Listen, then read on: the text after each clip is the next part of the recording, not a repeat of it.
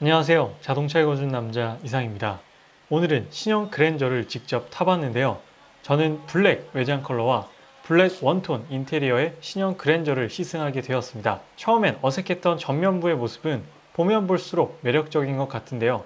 멋진 외관을 간단히 살펴보고 이제 더 뉴 그랜저에 직접 한번 타보도록 할게요.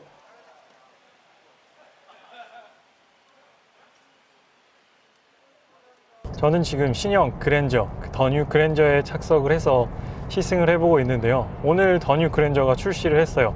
그래서 아까 설명을 다 듣고 지금 오후 8시 16분인데 지금 여기 김포 쪽을 시승을 하고 있습니다. 지금 저는 저번에 디자인 프리뷰를 통해서 신형 그랜저의 디자인을 한번 봤기 때문에 이번에 아무래도 조금 직접 봤을 때 감흥이 좀 적었어요. 그래서 디자인적으로나 뭐 익스테리어나 인테리어적으로 이미 한번 봤기 때문에 그 부분보다는 오늘은 시승도 할 수 있었기 때문에 이렇게 시승해보면서 신형 그랜저 느낌에 대해서 조금 더 궁금했는데요. 일단 딱 타고 주행을 좀 해보니까 제가 저속 주행도 해보고 고속 주행도 해봤거든요. 근데 뭐 출력과 그런 뭐 파워트레인을 떠나서 정말로 조용하다라는 게 제가 가장 놀라웠던 부분입니다.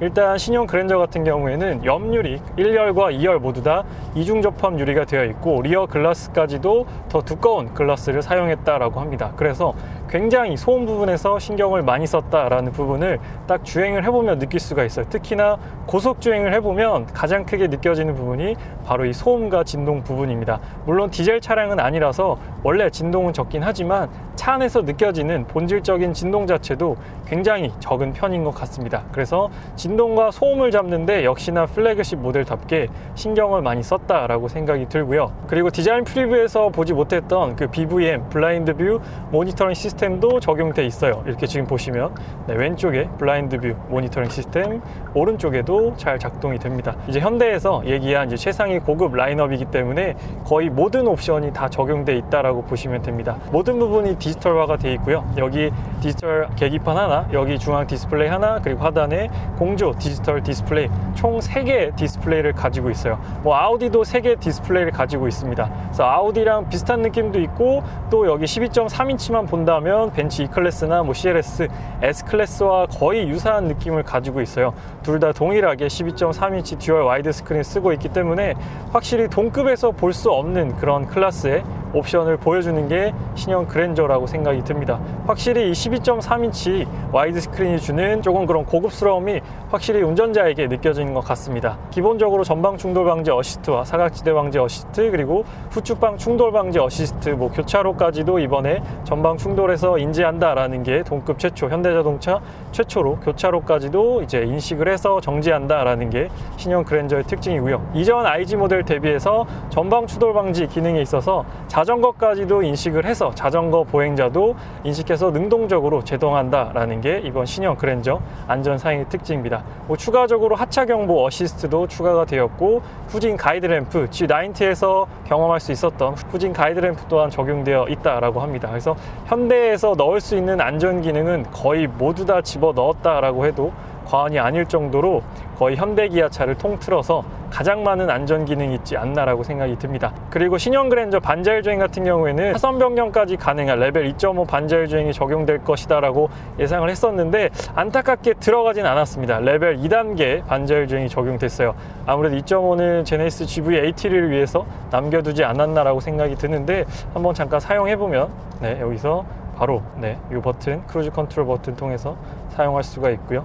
앞차와 차간 거리는 총 4단계로 조절할 수 있는데 지금 고속도로니까 3단계로 세팅을 하고 속도를 좀 더 올려보도록 하겠습니다. 200m 앞에 90km 구간이 있는데 최고 속도를 너무 올렸네요. 지금 100까지 해볼게요.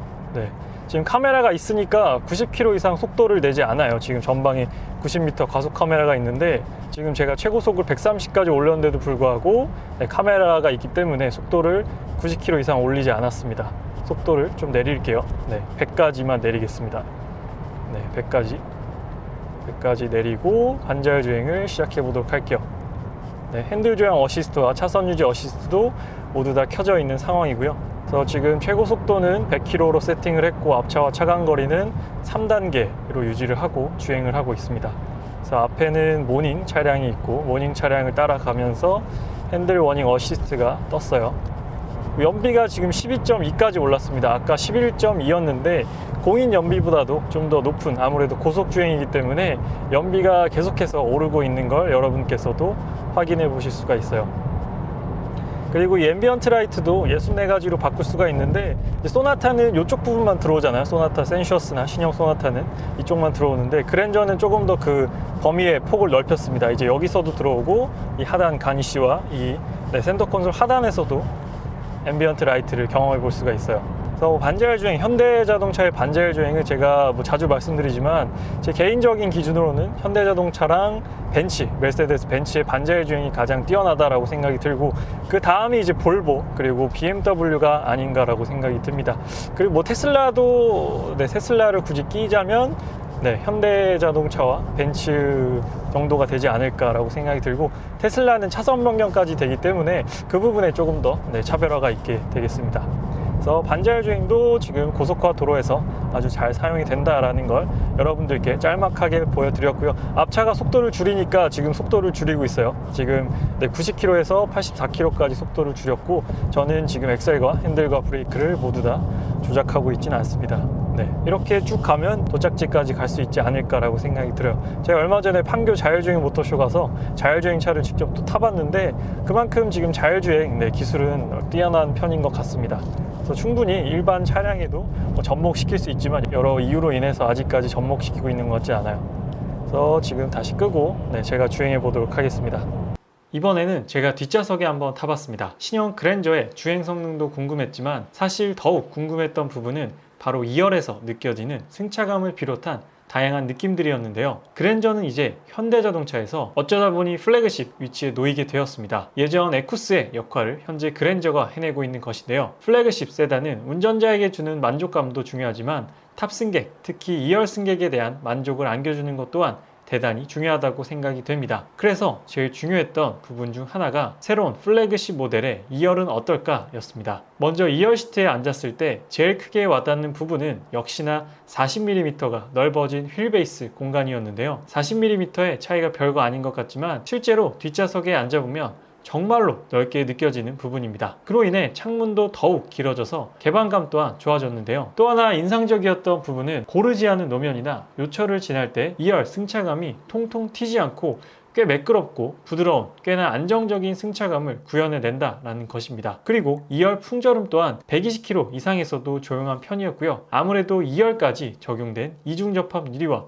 더욱 두꺼워진 리어 글라스 덕분이 아닐까 싶습니다. 좋은 점도 많았지만 아쉬운 점도 있었는데요. 아무래도 2열 시트의 각도가 조절되지 않다 보니 기본 각도가 조금 서 있는 느낌이어서 좀만 더 눕혀졌더라면 어땠을까 하는 아쉬움도 남았습니다. 2열 각도까지 조절이 됐다면 좀 더 편하게 2열을 즐길 수 있지 않을까라고 생각이 들었습니다. 그리고 캘리그라피 사양에서만 경험할 수 있는 2열 럭셔리 헤드레스트 또한 신의 한 수라고 생각이 들었는데요. 2열 럭셔리 헤드레스트는 원래 있던 헤드레스트 위에 이제 베개처럼 하나의 쿠션을 더 덧댄 옵션인데요. 제가 머리를 기대었을 때 굉장히 편안한 느낌을 느끼게 해주었습니다. 개인적으로 정말로 만족도가 높았던 2열 옵션 중에 하나라고 생각이 듭니다. 그래서 종합적으로 신형 그랜저 뒷좌석은 예상외로 만족스러웠던 2열의 느낌이 아니었나 싶습니다. 신형 그랜저 3.3 캘리그래피 모델의 시승 총평을 간단하게 말씀드리면, 첫 번째로 가장 와닿았던 점은 바로 정숙함이었습니다. 직접 운전하면서 고속에서도 굉장히 조용하다고 느꼈고, 2열에 앉아서도 빠른 속도감이 체감이 되지 않을 정도로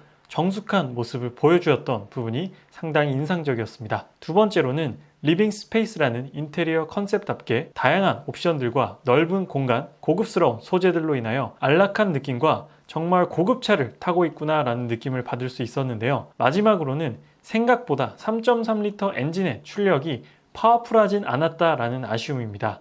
3.3L 엔진은 290마력의 35토크를 가지고 있음에도 불구하고 120km 이상에서는 조금 더딘 가속감을 보여주는 성능은 조금 아쉽게 느껴졌습니다. 개인적으로 신형 그랜저에 점수를 매긴다면 90점 이상은 충분히 줄 수 있지 않을까 생각이 드는데요. 정말 많은 분들께서 관심을 가지고 계신 만큼 직접 타보고 직접 만져보고 경험해 보시길 추천을 드립니다. 이번 신형 그랜저는 직접 타봐야 더욱 그 진가를 알 수 있는 모델이 아닌가 싶습니다. 꼭 직접 시승을 해보시기를 전달드리면서 오늘 리뷰를 마치도록 하겠습니다. 아직 자동차 읽어준 남자 구독 안 하신 분들께서는 구독하시면 신형 그랜저를 비롯한 다양한 자동차 소식을 받아보실 수 있습니다. 지금까지 저는 자동차 읽어주는 남자 이상이었습니다. 시청해주셔서 감사합니다.